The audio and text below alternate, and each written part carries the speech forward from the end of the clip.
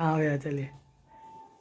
Duration पिछला मैंने एक क्वेश्चन चढ़ाया था जिसमें ना ही एडमिशन था, ना ही रिटायरमेंट था, ना ही डेथ, ना ही डिजुलेशन। इसमें क्या था पिछला क्वेश्चन में?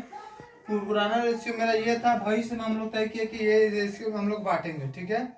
अब इसमें कुछ संपत्तियों की वृद्धि हुई थी, कुछ कमी हुई थी, तो जो बढ़ा था घटा तो उसको प्लस माइनस करके मैंने इसको बनाया था। सेम पैटर्न पे ये क्वेश्चन है। इस क्वेश्चन को देखिएगा, लिखा हुआ P Q and R sharing profit and the loss ratio कितना है? 2-2-1 है लोग का लाभ हानि, ठीक है। ऑन द 31 मार्च 2025 तक का यही कहानी था। संपत्ति और जो भी लायबिलिटी हमारा सामने दिया हुआ बोर्ड पर। यहाँ देखिएगा, from the 1 April 2025 they decided the profit sharing ratio among the capital should be equal. लोग बोल रहे भविष्य में अपने लाभ हानि को लोग बराबर बांटना चाहता, बराबर यानी एक एक एक, 3 पार्टनर है तो 3 को 1 हो जाएगा, ठीक है। Any difference in the capital, यदि कुछ भी कैपिटल में परिवर्तन आता है, of the partner is to be brought in cash, या तो वो लेकर आएंगे, एंड द सरप्लस, यदि कुछ बढ़ता है तो इस capital to be paid in cash, उनको कैश दिया जाएगा। तो देखिए हमारा बनाने का तरीका मैं बता देता हूं, पहले लिख देता हूं। देखिए पी क्यू एंड आर का ओल्ड रेशियो कितना दिया हुआ था?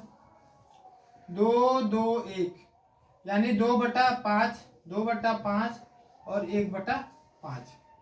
पी क्यू एंड आर का न्यू रेशियो क्या हो गया? 1-1-1, यानी 1/3, 1/3 और फिर से 1/3। अब जरा हमको देखना है ओल्ड रेशियो,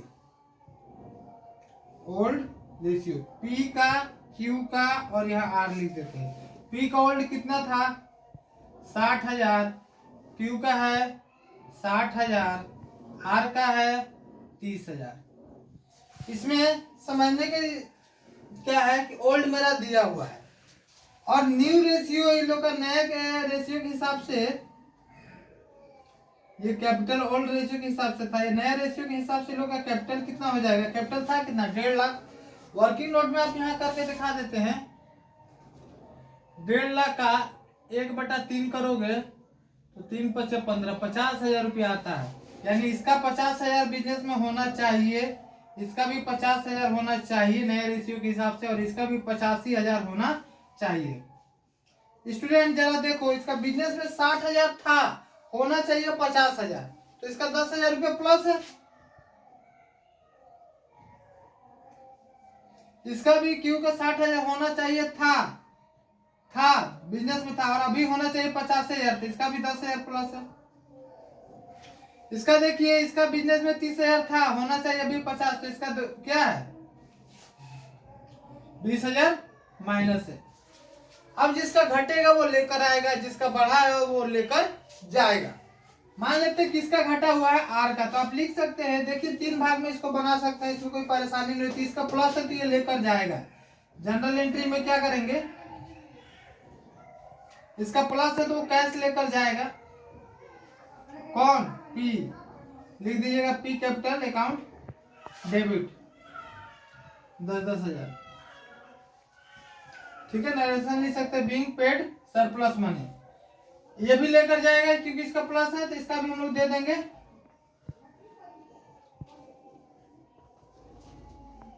कौन? Q capital. और ऐसे ही तीसरा बनाइएगा, इसका घट रहा ना तो ये लेकर आएगा, तो यहां पर अगला एंट्री हो जाएगा cash account debit to R capital. अब वहां लिख दीजिएगा बीइंग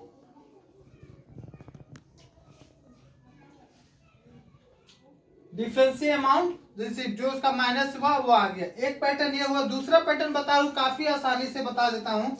जो जो प्लस है ना उनका नाम लेकर जाएगा, जिसका माइनस है वो लेकर आएगा। तो कौन लेकर आएगा? आर लेकर आएगा। एक न्यू पैटर्न भी बता देता हूं, डायरेक्टली दीजिएगा आर कैपिटल 20,000 टू, कौन कौन लेकर जाएगा? पी और क्यू 10,000 10,000। ये भी इजी से बन गया, बीइंग एडजस्टमेंट कैपिटल।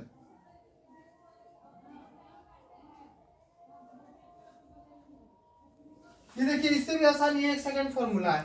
आर से 20,000 हम लोग लेकर आएंगे और पी और क्यू को दे देंगे। और इसकी और भी एक अच्छा पहचान बताता हूँ, जितना माइनस होगा उतना ही प्लस होता है। यानी कि माइनस बिजनेस में हो गया 10,000 प्लस हो रहा 30,000, ऐसा नहीं होगा इसमें। इसकी एक पहचान है कि जितना माइनस होगा कैपिटल उतना ही प्लस होता है। तो इस रेशियो के हिसाब से इनका घट रहा था, आर लेकर आया, बाकी जिसका बढ़ रहा था वो लेकर चला जाएगा।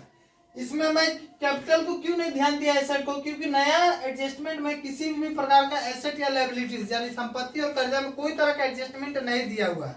तो जब नहीं दिया हुआ है तो उस पर कोई काम ही नहीं बोला है, तो हम डायरेक्ट सिर्फ ओल्ड कैपिटल लिख लिए, नया कैपिटल बोला इक्वल, तो उसी 1.5 लाख रुपया को 3 भाग में बांट दिए हम लोग, तो 50-50 हजार रुपया मिल गया। अब इतना होना चाहिए, इतना है तो 50,000 होना चाहिए, 60,000 है तो 10,000 इसका ज्यादा है। अगला का 50,000 होना चाहिए, 60,000 है तो 10,000 ज्यादा है। अगला का 50,000 होना चाहिए, 30,000 तो 20,000 माइनस है, तो माइनस लिख देंगे। जो माइनस है वो लेकर आएगा, जो प्लस है वो उन लोग को हम लोग दे देंगे, काम खत्म। या तो इस तरह बनाइए या इस तरह बनाइए, दोनों में से फॉर्मूला में जो भी बनाइए सही है।